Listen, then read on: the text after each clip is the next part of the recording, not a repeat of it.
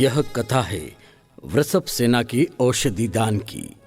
भव्य प्राणियों, दान 4 प्रकार का होता है। इन्हीं दान में प्रसिद्ध औषधि दान की कथा हम आपको दिखाते हैं। जिन भगवान, जिनवाणी और जैन साधुओं को नमस्कार कर वृषभ सेना का औषधि दान कथा से आपका परिचय कराते हैं। जनपद देश के कावेरीपत्तन नामक नगर में राजा उग्रसेन रहते थे। वहीं पर धनपति नामक सेठ अपनी धनसिरी नामक सेठानी के साथ रहते थे, जिनकी पुत्री का नाम था वृषभ सेना। वृषभ सेना की रूपवती नाम की धाय मां थी। वृषभ सेना रूपवान, सुशील, सर्वगुण संपन्न थी। एक दिन वृषभ सेना के स्नान का जल जिस गड्ढे में गिरता था, वहां एक भयंकर रोगी कुत्ता गिर गया। पर वो जैसे ही बाहर निकला तो वह पूर्णतः रोग मुक्त हो चुका था। धाय मां यह सब देखकर आश्चर्यचकित हो गई। भव्य प्राणियों, यह कैसे संभव हुआ? आखिर किसी के स्नान किए हुए जल में रोग मुक्त करने की शक्ति कहां से आई? आइए अब देखते हैं इस नाटक के माध्यम से आगे क्या हुआ और धाय मां ने आगे क्या क्या किया। माँ, ओ माँ, माँ, ओ माँ, जानती हो, आज मैंने देखा कि सेठ जी की पुत्री वृषभ सेना के स्नान के जल में एक भयंकर रोगी कुत्ता गिर गया था, पर जब वो बाहर निकला तो पूर्णतः स्वस्थ हो गया था। अच्छा बेटी, ये तो बड़ी आश्चर्यजनक बात है। हाँ माँ, मैं आपके लिए इस पात्र में वृषभ सेन के स्नान का जल लेकर आई हूँ। आप अपनी आंखें इस जल से धोकर देखो, शायद आपकी आंखों की रोशनी वापस आ जाए। ठीक है बेटी, तू कहती है तो ला ये भी करके देख लेती हूँ। 12 वर्षों से संसार में सिर्फ अंधेरा ही अंधेरा दिखाई दे रहा है।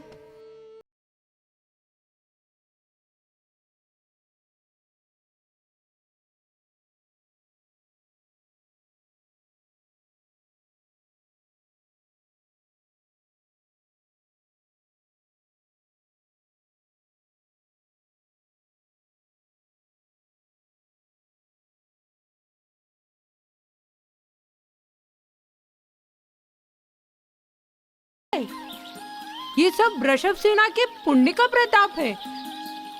बेटी, तू मुझे अभी वृषभ सेना के पास लेकर चल। मुझे उसे इस उपकार के बदले धन्यवाद देना है।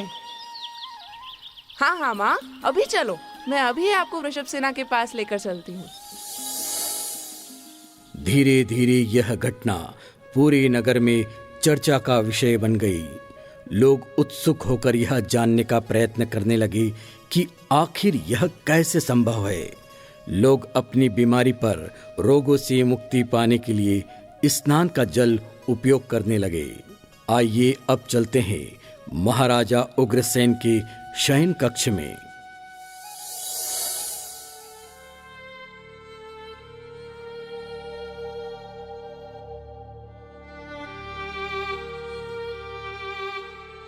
मंत्री जी, महाराज को तीव्र ज्वर है।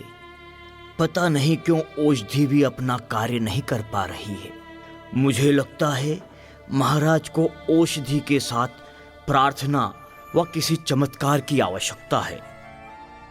क्षमा चाहता हूँ, परंतु नगर में इन दिनों ये चर्चा जोरों पर है कि नगर सेठ धनपति की पुत्री वृषभ के स्नान किए हुए जल से रोगों से मुक्ति मिल जाती है। मैं स्वयं भी इसी प्रकार एक कष्टदायी रोग से मुक्ति पा चुका हूँ। यदि महाराज की आज्ञा हो तो मैं वृषभ सेना के स्नान किए हुए जल का प्रबंध करूं। ठीक है मंत्री जी, आप जाएं और जल लेकर आएं। जो आज्ञा महाराज, मैं अभी प्रबंध करता हूं।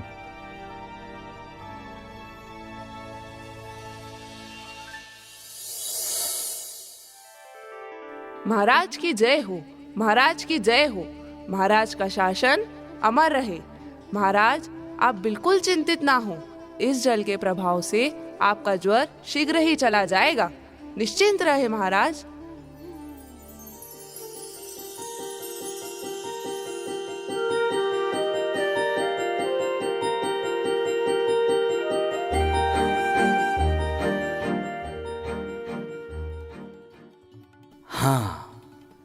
अब मुझे कुछ ठीक लग रहा है। पर यह कैसा चमत्कार है?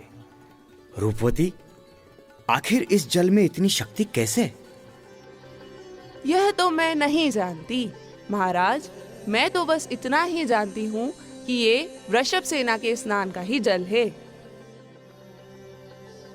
ठीक है मंत्री जी, हम शीघ्र ही नगर सेठ धनपति से मिलना चाहते हैं।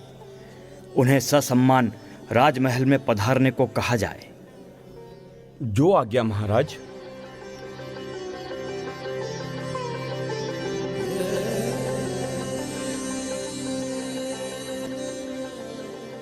महाराज की जय हो, महाराज की जय हो।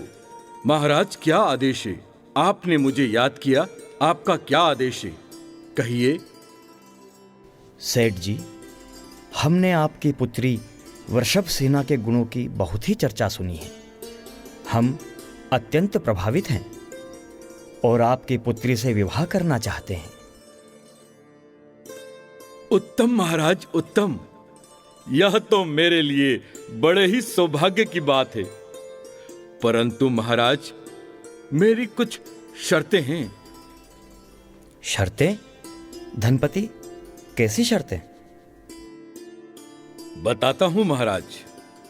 यदि आप जिन प्रतिमाओं की अष्टानिका पूजन करते हैं, पिंजड़ों में से कैदी पक्षियों को आजाद करते हैं और कारागार में स्थित सभी मनुष्यों को मुक्त कर देते हैं, तो मैं मेरी पुत्री का विवाह आपके साथ कर दूंगा महाराज।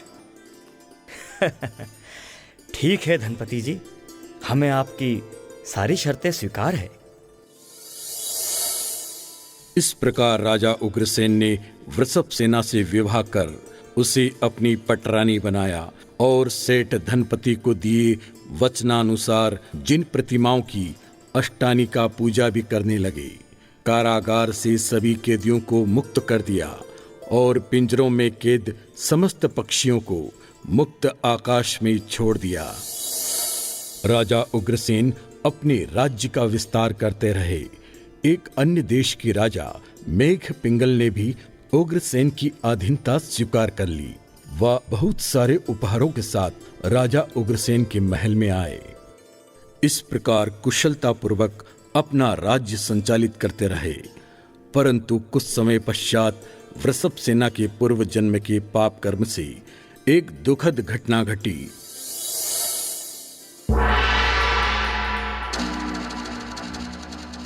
महारानी, आज हम बहुत प्रसन्न हैं। आसपास के सभी छोटे बड़े राज्य अब हमारे अधीन हैं। हमारे राज्य का अत्यधिक विस्तार हो गया है।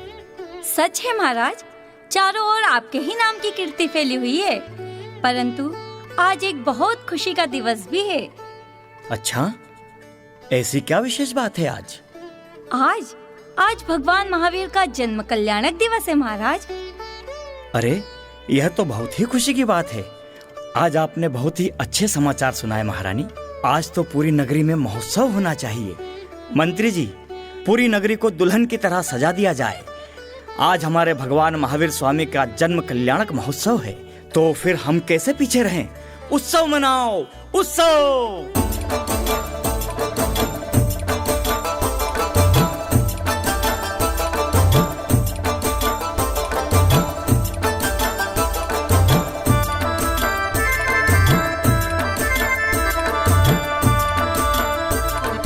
छायो छायो छायो रे छायो, आनंद छायो रे, जन्म कल्याणक आयो हो। आयो आयो आयो रे आयो, जिन शिशु आयो रे, ओए होए छायो छायो छायो रे छायो, आनंद छायो रे।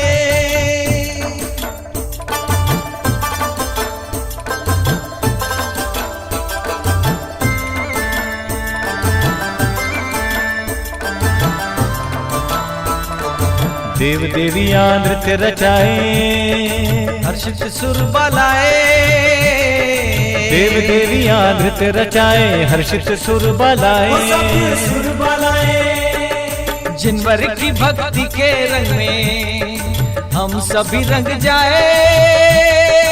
ओ जिनवर की भक्ति के रंग में हम सभी रंग जाएं, नाच गाएं।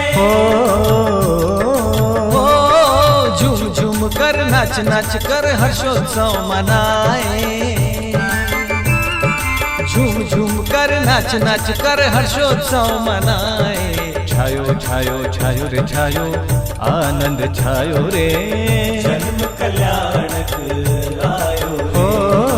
आयो आयो आयो रे आयो, जिन शिशु आयो रे, होए होए छायो छायो छायो रे छायो, आनंद छायो रे।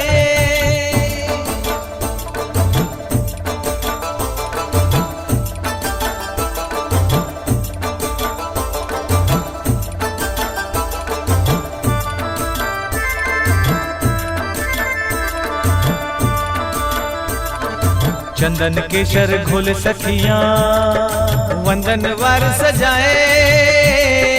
चंदन केशर घोल सखियां, वंदन वार सजाए, वंदन वार सजाए। बाजे दुंदुभी साज मनोहर, भूमंडल गुंजाए। बाजे दुंदुभी साज मनोहर, भूमंडल गुंजाए, भूमंडल गुंजाए। झूम झूम कर नाच नाच कर जन्मोत्सव मनाए, झूम झूम कर नाच नाच कर जन्मोत्सव मनाए। छायो छायो छायो रे छायो, आनंद छायो रे, ओ आयो आयो आयो रे आयो, जिन शिशु आयो रे, छायो छायो छायो रे छायो, आनंद छायो रे।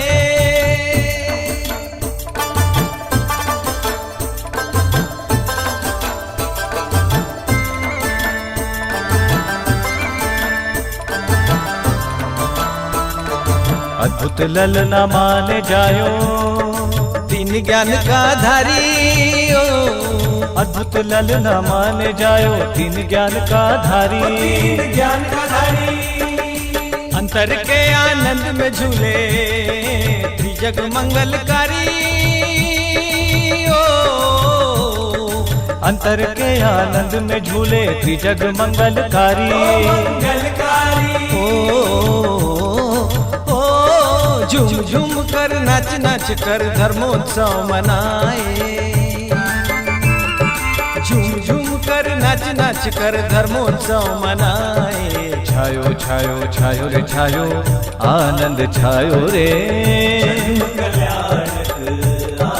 हो आयो आयो आयो रे आयो, जिन शिशु आयो रे। ओए होए छायो छायो छायो रे छायो, आनंद छायो रे। छायो छायो छायो रे छायो, आनंद छायो रे, हो आयो आयो आयो रे आयो, जिन शिशु आयो रे। ओए होए छायो छायो छायो रे छायो, आनंद छायो रे। ओए होए छायो छायो छायो रे छायो, आनंद छायो रे।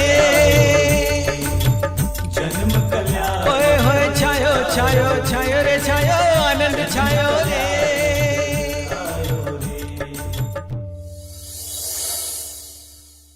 महाराज की जय हो, महाराज की जय हो। महाराज मेरा प्रणाम स्वीकार करें। प्रणाम। कहिए, आप कौन हैं और किस कार्य से पधारे हैं? महाराज मैं पड़ोसी राज्य का व्यापारी सेठ हरिशेन हूँ। मैं कंबल का व्यापारी हूँ।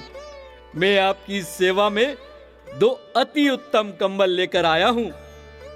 महाराज ये कंबल आदित्य व अद्वितीय हैं। आप मेरी भेंट स्वीकार कीजिए महाराज।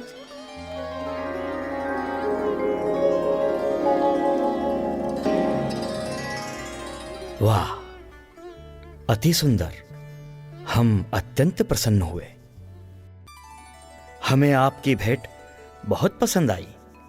आपके इन अमूल्य उपहारों में से हम एक कंबल हमारी प्रिय पटरानी वृषभ सेना को देते हैं, और यह दूसरा कंबल हमारे अतिथि राजा मेघ पिंगल को उनकी सेवा से प्रसन्न होकर उन्हें प्रदान करते हैं। महाराज की जय हो। आप महान हैं महाराज, आप महान हैं।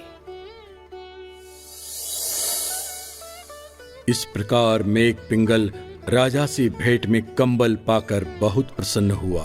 वह तुरंत अपनी रानी पद्मा के पास कंबल लेकर पहुंचे। इतना सुंदर कंबल देखकर रानी पद्मा दंग रह गई।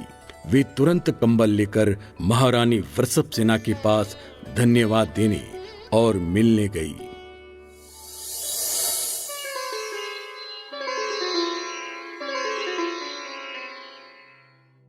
महारानी वृषभ सेना, आपको हमारा प्रणाम स्वीकार हो। प्रणाम रानी। आइए, पधारिए, विराजिए। कहिए, कैसे याद किया आपने हमें? महारानी, आज महाराज उग्रसेन से हमें भेंट स्वरूप यह कंबल प्राप्त हुआ है। हमें अत्यंत प्रसन्नता हुई। उसी प्रसन्नता के लिए हम आपको धन्यवाद देने यहाँ आ गए हैं। हाँ रानी साहिबा, हमें भी यह अनमोल कंबल बहुत पसंद आया। देखिए, कितना सुंदर रत्नों का बना अद्वितीय कंबल है। हाँ, और यह कंबल आपकी खूबसूरती में 4 चांद लगा रहा है। चलिए रानी साहिबा, मैं आपको महल का उद्यान दिखाती हूँ। बिल्कुल महारानी, आइए चलते हैं।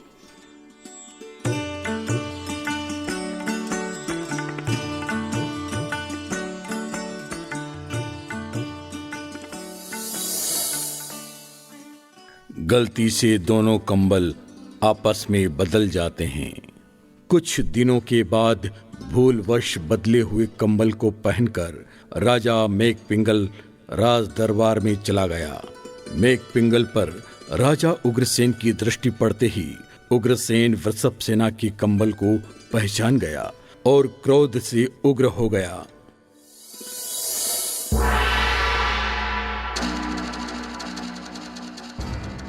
महाराज की जय हो। महाराज, आपका शासन अमर रहे। अरे, यह तो वही कंबल है जो मैंने वृषभ सेना को दिया था, परंतु यह मेघ पिंगल के पास कैसे आया? जरूर यह दुराचारी महल में दुराचार करता है। मेघ पिंगल, तुम्हारा ये दुस्साहस! तुम समझते हो तुम्हारा चरित्र मैं नहीं जानता, लेकिन मेरी रानी का कंबल खुद मेरी शंका को प्रमाणित कर रहा है। क्षमा करें महाराज, परंतु आप यह क्या कह रहे हैं? ऐसा मुझसे क्या अपराध हुआ महाराज? मेघ पिंगल, तुम दुष्चरित्र हो। मेरे ही महल में दुराचार करते हो और मुझसे ही पूछते हो। अब तो तुम्हारी मृत्यु निश्चित है। महाराज, मैं निर्दोष हूं महाराज। मेरा अपराध क्या है? सैनिकों, पकड़ लो इस दुराचारी मेघ पिंगल को और मृत्यु दंड दे दो।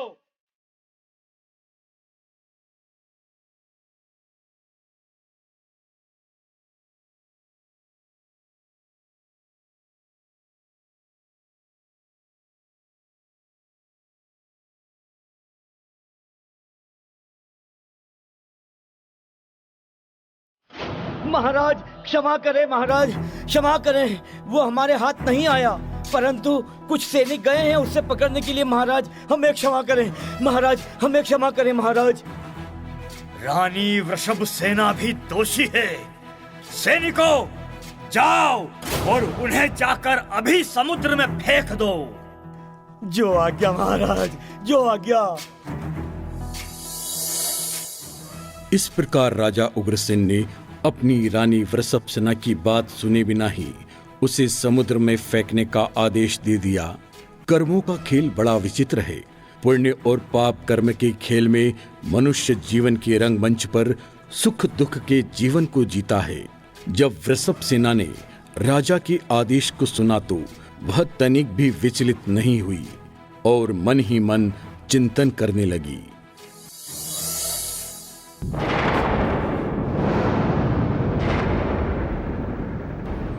हे प्रभु, मैं सत्यशील के साथ अपना जीवन बिता रही थी।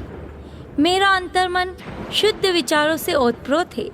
हे प्रभु, आप तो सर्वज्ञ हैं और मैं सच्ची सम्यक दृष्टि की पहचान होती है कि वह मृत्यु को निकट पाकर भी भयभीत नहीं होता। नमो अरिहंताणम, नमो सिद्धाणम, नमो आयर्याणम, नमो उवच्छायाणम, नमो लोए सवसाहुणम। वृषभ सेना के सतीत्व से स्वर्ग के देव की आंखों में भी चकाचौंध हो गई। देव तुरंत वृषभ सेना के पास आए और उसका उपसर्ग दूर कर पवित्रता के सिंहासन पर वृषभ सेना को अधिष्ठ किया। उनकी पूजा आरती कर उनके सतीत्व की प्रशंसा की। पुण्यात्माओं की शील पवित्रता के प्रभाव से आग जल में, समुद्र स्थल में और विष अमृत में बदल जाता है।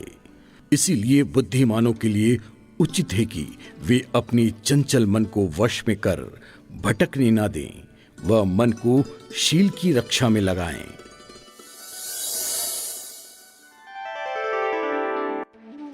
ओह, मैंने ये क्या कर डाला? मैंने क्रोध के वश हो ये क्या पाप कर डाला? एक सती पर लांछन लगाकर उसे मरवाने का आदेश दे दिया।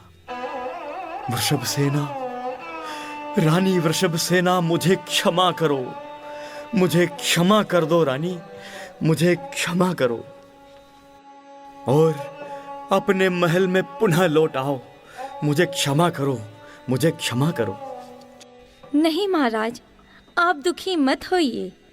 ये तो मेरे अपने कर्म हैं, आपका इसमें कोई दोष नहीं।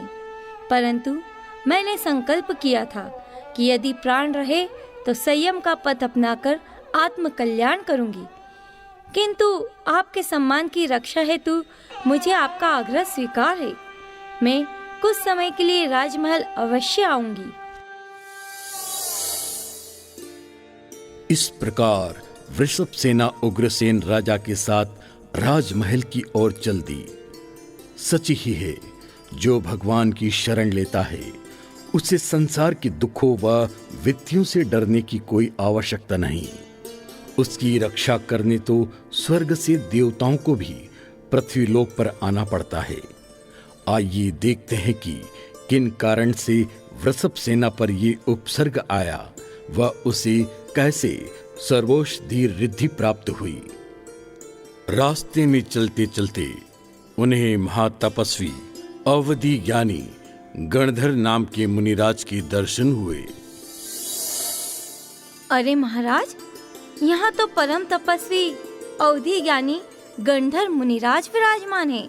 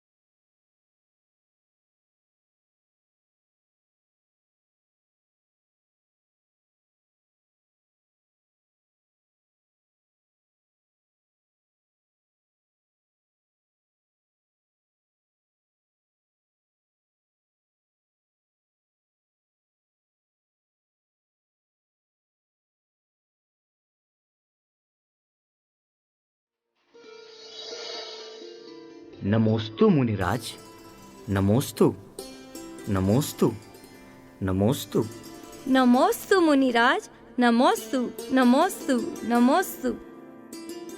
मेरा नाम वृषभ सेना है। ये मेरे पति जनपद देश के महाराजा उग्रसेन हैं। कृपया कर बताइए कि मेरे शील व्रत पर लांछन क्यों लगा?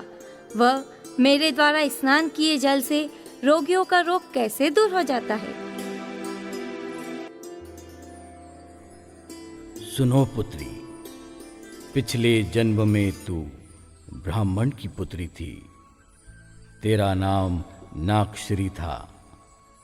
तू इसी राजघराने में बुहारी दिया करती थी। एक दिन मुनि दत्त नाम के योगीराज महल के कोट के भीतर एक पवित्र गड्ढे में ध्यानस्थ थे। तुम संध्या के समय बुहारी देने गई। तुमने मुनिराज को देखकर अत्यंत क्रोध में कहा, अरे ओ नंगे ढोंगी, उठ यहाँ से, मुझे बुहारी देने दे। यहाँ अभी महाराज आने वाले हैं और मुझे यह जगह साफ करनी है। मुनिराज अविचल ध्यान में बैठे रहे। तुम्हें और भी ज्यादा क्रोध आ गया। बेटी, तुम उस समय बहुत मूर्ख थी। तुमने क्रोध में आकर महल का सारा कचरा मुनिराज के ऊपर डाल दिया और उन्हें कूड़े कचरों से पूरा ढक दिया। मुनिराज को सांस लेने से कचरा ऊपर नीचे हो रहा था। जब राजा आए तो उन्होंने देखा और वह कूड़ा हटवाया तो उन्हें मुनिराज की दर्शन हुए। ऐसे समय में भी मुनिराज की शांत व समता देखकर तू अपनी करनी पर बहुत पछताई, अपने आप को बहुत धिक्कारा और बारंबार मुनि से क्षमा मांगी। उसकी ही सेवा के फलस्वरूप तुम्हारा जन्म धनपति सेठ के घर हुआ और औषधि दान के प्रभाव से तुम्हें सर्वौषधि रिद्धि की प्राप्ति हुई। पर तूने मुनिराज को कचरे से ढककर जो घोर उपसर्ग किया था, उसके कारण यह झूठा कलंक तुझे झेलना पड़ा। अहो मुनिराज, यह जगत का मोहजाल, रिश्ते सब नश्वर है। हम अपने अभिमान के वशीभूत हो कैसे कैसे दुष्कर्म हंसते हंसते कर जाते हैं। अब मैं संसार की माया ममता का जाल तोड़कर अपना आत्म कल्याण करना चाहती हूँ। आप मुझे आदि का दीक्षा प्रदान कर कृतार्थ करें। तो देखा आपने जिस प्रकार वृषभ सेना ने औषधि दान देकर मुनीश्वरी की सेवा कर सर्वौषधि रिद्धि को प्राप्त कर उच्च कुल में जन्म लिया, उसी प्रकार हमें भी दान का महत्व समझते हुए सत्पात्रों की तन मन धन से सेवा करनी चाहिए। परंतु कभी भी मुनियों की निंदा करना व रंच मात्र भी कष्ट देने का कार्य हमें कदापि नहीं करना चाहिए। बोलिए महावीर भगवान की जय।